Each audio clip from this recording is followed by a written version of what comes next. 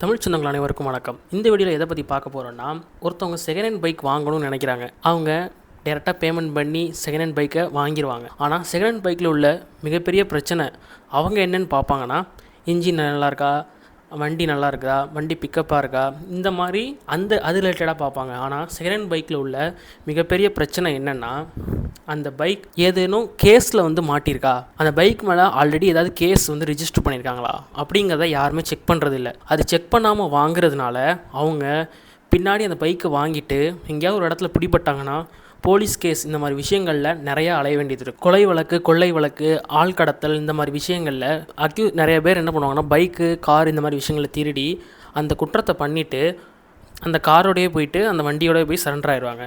இந்த வண்டி ஓனர் வேறு ஒருத்தவங்களாக இருப்பாங்க. அவங்க என்கிட்ட திருடிட்டு போயிட்டாங்க, நாங்கள் இந்த மாதிரி இந்த விஷயத்துக்கும் இதுக்கும் எங்களுக்கு சம்மந்தம் இல்லைன்னு சொல்லி கோர்ட்டில் ஷூரிட்டி, அதாவது பிணை கொடுத்து அந்த வண்டியை வெளியில் எடுத்துகிட்டு வருவாங்க. எடுத்துகிட்டு வர்றப்பவே கோர்ட் என்ன சொல்லிடுவாங்கன்னா, வழக்கு முடிகிற வரைக்கும் இந்த வாகனத்தை எங்கே விற்கவோ ஆல்ட்ரேஷன் எதுவும் பண்ணவோ எதுவுமே நீங்கள் கூடாது. வழக்கு முடிகிற வரைக்கும் நீங்கள் வாகனத்தை அப்படியே தான் வச்சுருக்கணும். நீதிமன்றத்துக்கு எடுத்துகிட்டு வாங்கன்னு சொல்கிறப்போ கண்டிப்பாக எடுத்துகிட்டு வரணும் அப்படின்னு சொல்லி தான் கொடுப்பாங்க. ஆனால் நிறைய பேர் நீதிமன்றத்துக்கே தெரியாமல் விற்றுடுறாங்க, கன்சல்டன்சி மூலமாக அதை விற்றுடுறாங்க. இது கேஸ் இருக்கிறப்பவே இப்படி விற்கிறதுனால நாளைக்கு அந்த வாகனம் தான் கோர்ட்டுக்கு ஒரு ப்ரைமரி எவிடன்ஸாக தேவைப்படுதுன்னா நீதிமன்றம் போய் அந்த வாகனத்தை எடுத்துகிட்டு வர சொல்லும். இந்த மாதிரி எடுத்துகிட்டு வர சொல்கிறப்போ நீங்கள் வாங்கின நபர் எங்கேயோ ஒரு இடத்துல இருப்பீங்க. அப்போது அந்த வாகனத்தின் மேலே வழக்கு இருக்கிறதுனால நீங்கள் அந்த வாகனத்தை நீதிமன்றத்திட்ட ஒப்படைச்சி தான் ஆகணும். முதல்ல அது வாங்குறதே பெரிய குற்றம். அதனால் செகண்ட் ஹேண்ட் வண்டி வாங்க போகிறீங்கன்னா அந்த வண்டி மேலே கேஸ் இருக்கா அப்படிங்கிறதெல்லாம் தெளிவாக பார்த்துட்டு வாங்குங்க. இந்த வீடியோவில் அது எப்படி போலீஸ் போர்ட்டலில் செக் பண்ணணும் அப்படிங்கிறத நான் சொல்கிறேன். கண்டிப்பாக இந்த மாதிரி வாங்கணும்னு நினைக்கிற எல்லாருமே ஒரு தடவை இந்த வீடியோ பார்த்துட்டு செக் பண்ணிட்டு வாங்குங்க. நம்ம சேனலில் ஃபஸ்ட் டைமாக பார்க்குறீங்கன்னா கண்டிப்பாக சப்ஸ்கிரைப் பண்ணிடுங்க. வாங்க வீடியோக்குள்ளே போவோம்.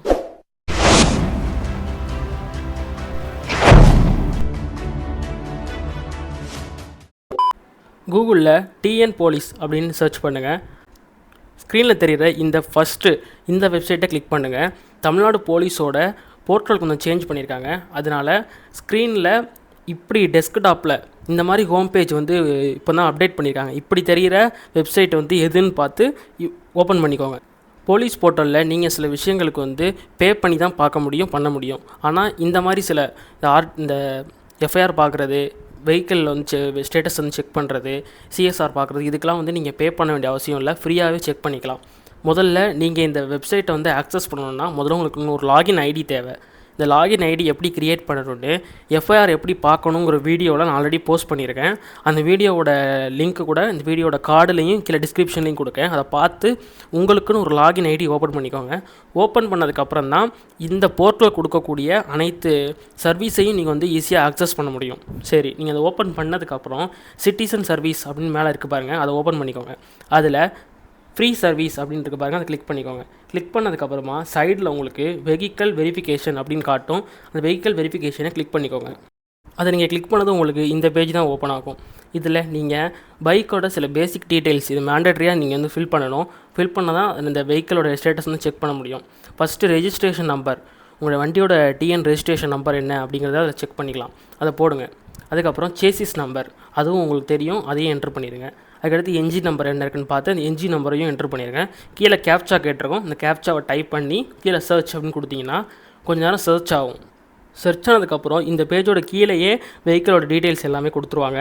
அதில் வண்டி எந்த டிஸ்ட்ரிக்ட், ஒருவேளை கேஸ் இருந்துச்சுன்னா அந்த கேஸ் சம்மந்தப்பட்ட டீட்டெயில்ஸ் வரும். கேஸ் இல்லைன்னா vehicles details not found in police record, police ரெக்கார்ட்ஸில் இந்த வெஹிக்கிள் சம்மந்தப்பட்ட டீட்டெயில்ஸ் எதுவுமே இல்லைன்னு வந்துடும். அப்படி இல்லைன்னா அது மேலே எந்த கேஸும் இல்லைன்னு அர்த்தம். சரி, அப்படி வந்துருந்துச்சுன்னா என்னென்ன டீட்டெயில்ஸ்லாம் இந்த வண்டி மேலே என்னென்ன கேஸ் டீட்டெயில்ஸ்லாம் போட்டிருக்காங்கிறத தெளிவாகவே கொடுத்துருப்பாங்க.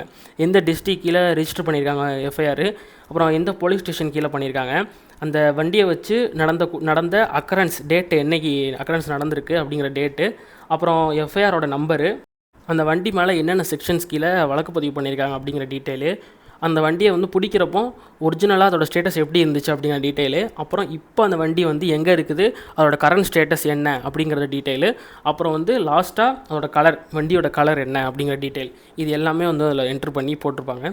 இதை வச்சு நீங்கள் அந்த வண்டி மேலே என்னென்ன கேஸ் போட்டிருக்காங்க அப்படிங்கிறத தெளிவாக செக் பண்ணிக்கலாம். அப்படி வண்டி மேலே கேஸ் போட்டிருக்காங்க அப்படின்னா கண்டிப்பாக அந்த வண்டியை வாங்காதீங்க. அது வந்து ஆல்ரெடி கோர்ட்டில் வந்து ஒரு வழக்கு நடந்துக்கிட்டு இருக்க வண்டி, அதை நீங்கள் யூஸ் பண்ணுறது ரொம்ப தப்பு, அது சட்டப்படி குற்றம். அதனால் இதெல்லாம் செக் பண்ணிவிட்டு செகண்ட் ஹேண்ட்லேயோ இல்லை உங்கள் ஃப்ரெண்ட்ஸ் மூலமாக நீங்கள் வண்டி வாங்க போகிறீங்களா இருந்தாலும் இதை செக் பண்ணிவிட்டு வாங்குங்க. அதுதான் ரொம்ப நல்லது. இப்படி தான் நீங்கள் போலீஸ் போர்ட்டலில் வெஹிக்கிளோட ஸ்டேட்டஸ் வந்து செக் பண்ணணும்.